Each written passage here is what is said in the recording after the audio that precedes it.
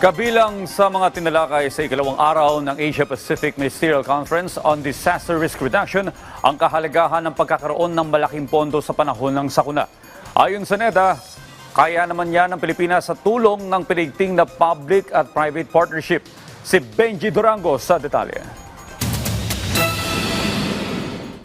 Resiliency o pagiging matatag sa panahon ng sakuna, dyan umikot ang 11 town hall discussions dito sa PICC. Sa mga pagpupulong na ito, nagpalitan ng kaalaman at diskarte ang gobyerno, foreign delegates, NGOs at business sector. Nagkakasundo sila sa ideya na dapat may programa ang lahat sa disaster risk reduction. Halimbawa, ang gobyerno, obligasyon nito na pondohan ng disaster response and mitigation. Tulad ng bansang Japan na bahagi rin ng Asia Pacific, $50 billion ang kanilang investment sa disaster risk reduction sa loob ng 3 taon. Gaya sa Pilipinas, lindol, bagyo at tsunami ang ilan sa mga hazards na kanilang mayat-mayang kinakaharap na sakuna. Ayon sa UNDRR, hindi man lahat ng bansa ay may kakayahan na tumaya ng malaking halaga para sa kahandaan sa sakuna, may ilan namang paraan para magawa ito sa pamamagitan ng public-private partnership. May nakalaan din na pondo ang Asian Development Bank na maaaring ma-access ng mga member countries. Sa Pilipinas, matagal na itong ginagawa ayon kay DNR Secretary Maria Antonia Yulo Loizaga. Bukod sa pondo ng bansa sa DRR, tumutulong din ang private sectors at MSMEs sa supply chain para maihanda ang community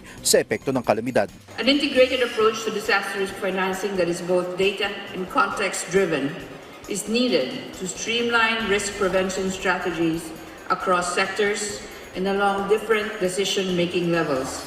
Naniniwala naman si NEDA Secretary Arsenio Molina Balisacan na kung aasa lamang sa grants, loans at insurance ang bansa tuwing may kalamidad, kukulangin ito. Traditional models of disaster risk financing, such as grants, loans, and insurance, often fall short in terms of both speed and sufficiency, underscoring the need for more adaptive and responsive solutions. Bukod sa pondo ng gobyerno, malaking bagay din daw ang public-private partnership sa disaster mitigation. On behalf of the business community, let me state that disaster risk should be incorporated in enterprise risk management and business continuity practices.